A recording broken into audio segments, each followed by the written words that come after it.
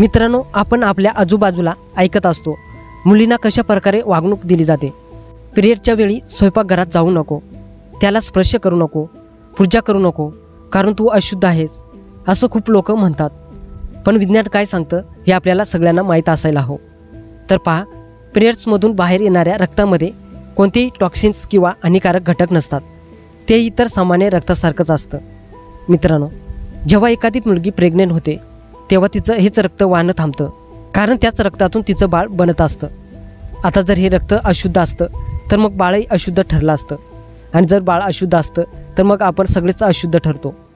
आता काही लोक म्हणतील, सर आम्ही विज्ञान मानत नाही, पण मग तुम्हाला आकाशातून परी सोडून गेले का?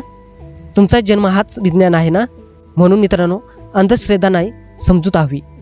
त्या 5 दिवसात एका मुलीला इज्जत द्या, समजून घ्या, आधार बना, कारण ती अशुद्ध नाही, ती सुद्धा आपल्यासारखीच एक माणूस आहे। आणि ही गोष्ट त्या प्रत्येक घरात पोचवा जिथं एखादी मुलगी आहे आणि तिला अशी वागणूक दिली जाते। धन्यवाद।